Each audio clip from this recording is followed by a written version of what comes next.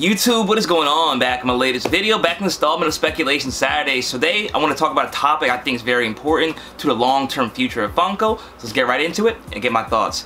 Here we go. Listen, been in the game for a minute, clocking in because it's time to get down to business. Stunting is a habit, on me I'm good at it. Asking around town, I'm known as the Popsavage. Alright guys, before we get into this video, please smash that like button down below. Let me know you guys are enjoying these videos, and as always, if you're new to this channel, welcome. Hit subscribe button down below as well so you update to my most recent content. Hit that bell notification so you're alerted as soon as I post a new video. So if it's your first time tuning this segment, like I try to do every Saturday, talk about the financial side of Funko Pops, what's different topics I find interesting, or Pops I think going to go up in value. And today we're going to talk about a topic I think is very important to talk about before we talk about Pops going up in value in the future, and that is a topic of Funko self-sabotaging itself, in my opinion. Now obviously, in full disclosure and disclaimer before we get into it, if you're not interested in the long-term value of Funko Pops, this topic's not for you, and you probably won't agree with it at all, and some people that even do may disagree with it. This is just my opinion, and I kind of am leaving this up to almost like a discussion type video. I want to know your opinion, so if you have an opinion on this issue, drop down in the comment section below. So what brought up this topic in my mind was the earlier release this week of the Darkwing Duck Funko Pops. Now this is not a new issue, this is just the issue that kind of made me want to make a video on this topic, because I feel like it's something moving forward is going to happen more as this year comes along, and that is the repetition of characters that don't necessarily need one. So like I said, this is not a new issue at all. Funko's repeated characters in the past, and they will continue to repeat characters in the future. The reason why I think Funko is self-sabotaging themselves in this case is at some point I believe Funko has to worry about the secondary market of their products in order to have long-term and sustained success as a business and as a collectible. Somebody mentioned in one of my comments a long time back, a few years ago, something that really resonated with me, is that Funko treats the Funko Pops as toys and not collectibles, meaning they kind of just produce things, you know, relevant to the moment. People can have them, consume them, and then they move on to the next thing the next year, almost like a toy or like an electronic or something like that. Whereas these products are more so being marketed as collectibles, and they're something that should have a collectability. Even if you don't think about it as a value, there should be something collectible to them, in the sense that either they're hard to get or you know, they're unique in some type of way. Now the reason why the Darkwing Duck one stood out to me is just because it's a character that I know is going to be getting a new TV show, and I have mentioned on the segment before, maybe a Pop, the one back there, that you want to pick up your collection because it may have some increased value over time. So no, this is not me being salty about it not going up, but the character, or the Pop they gave us, was almost an exact mold of the one we already had. The only difference was his cape was open and they added a chase. Now, they obviously added that chase so that people would buy that Funko Pop and have a reason to have something rare in their collection. I think Funko is going to start doing this more and more often this year, and the reason why is because of a topic we talked about in a previous video. Funko did have a bad quarter. They had a lot of Pops that weren't selling through very well, a lot of things sitting on shelves, and a lot of things that were not getting to the retails in time due to the shipment delays. I believe what's going to happen this year, because less and less stores are holding Funko products, and if they are, they're holding a lot less Funko products because I don't think they're turning over as well.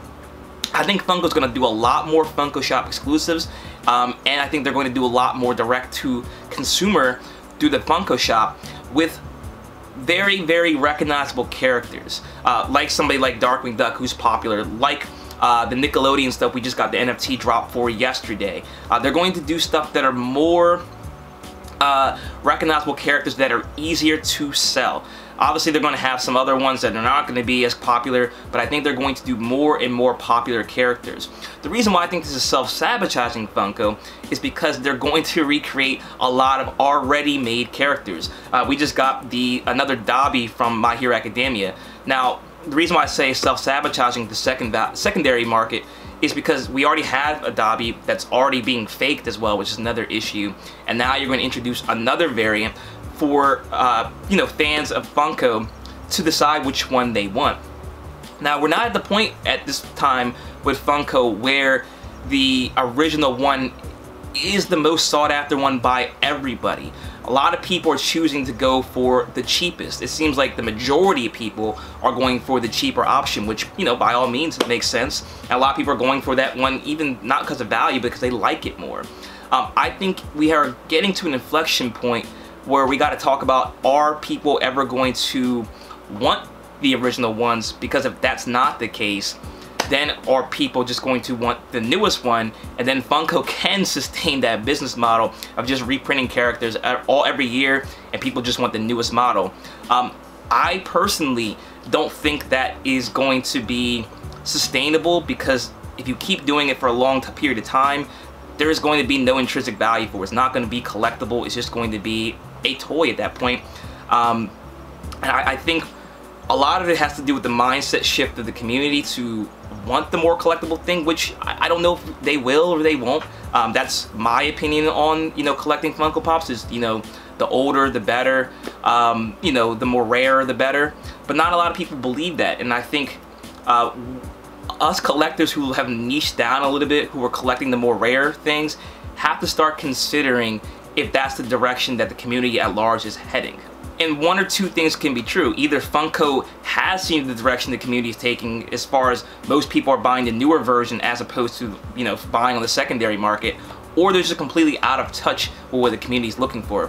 One of those two things is true. I tend to believe the latter may be true, but that's just because it's a biased opinion that I think most people would like the better version of it. They don't like to see the pops they've had in the collection that's starting to go up in value be remade, and now that pop is kind of hanging in limbo, is no longer worth the same amount as the newer one, and it may not even look as good as the newer one. I think there's two different schools of thought for this one. I know that's why I said in the beginning that a lot of people who don't care about value are going to find this to be an issue, but at some point I think there has to be a conversation that what makes things collectible in this hobby is that it's not available to everybody. And we're slowly moving towards a point where everyone wants things to be available and everybody wants things to be easily available. Take, for example, the Nickelodeon Pops for the NFT line that was just announced. A lot of people still are against the NFTs in concept and through the means that Funko is releasing these Pops.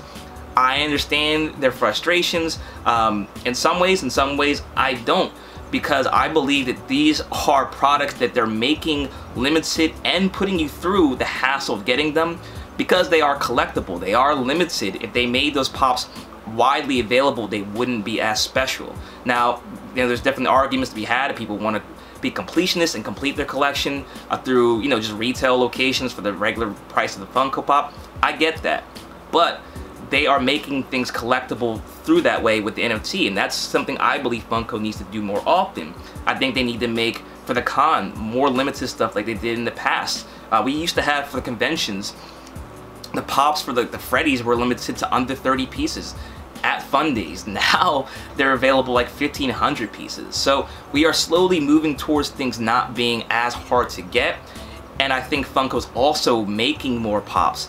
And I think the long-term effects of those are going to be that older Pops tend to not have their values as much as a premium anymore unless the community at large changes their opinion. Again, this is a discussion video. I don't know how you guys feel. Maybe I'm speaking offhand. I think maybe some people do agree with me that the older Pops have a value that should be assessed at a premium.